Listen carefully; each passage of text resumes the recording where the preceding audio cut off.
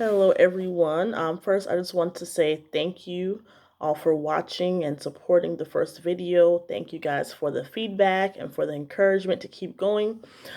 So for this video, I wanted to talk about transitions in life and something else that's related to that.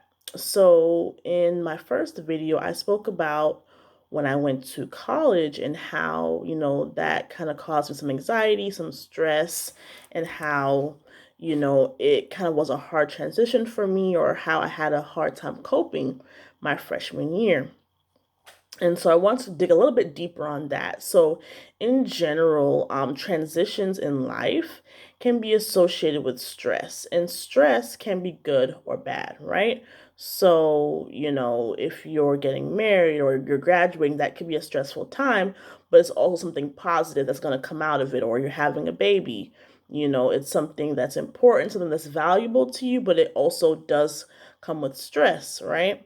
So a lot of times in life, whether we're moving or, from one state to another for a job, starting a new job in the current state or city that you're in, or, going from one school to another, those transitions in life can be associated with stress.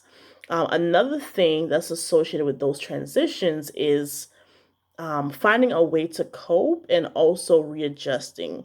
And I'll give an example. For example, when I moved within the same state, but from Central Florida to South Florida, that was a big transition. I was new to the area, didn't really know many people. I know a few people, but very little. New job, you know, moved away from my family and all of that. And so what I found was, number one, there were some stark differences, right? Just in general, the lifestyle, the speed of things, the pace of things, the number of people. Number two, I was someone that was very involved in my church community, very connected with other people as far as, my undergrad alumni association, other groups. I was a leader in different capacities at my old church. And so when I moved to South Florida, literally all that went away, right? And I mean, I knew I was moving away. I knew it was going to be different. But when I got into it, it's like a vacuum was basically created. I would go to church.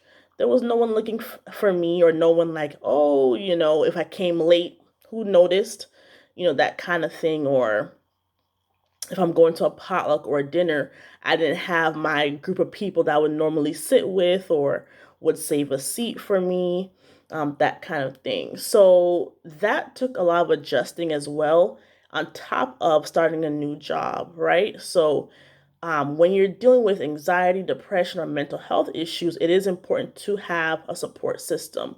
So when you go through those transitions in life, you can find that your support system is stripped away, right? And so that can add to feelings of stress or feelings of anxiety because you don't have those buffers, right? Or those positive forces to kind of counteract the negative forces of the stress or the situation that's causing the stress in your life.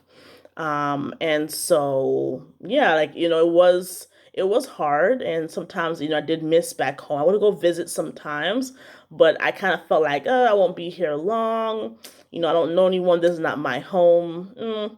But of course, you can't drive back and forth to Orlando every weekend, so that's not sustainable. But what I will say is helpful, and what I ended up doing is, when you find yourself in a new place, or when you find yourself without a support system or taken away from what you've known, one of the key things to do is to get involved.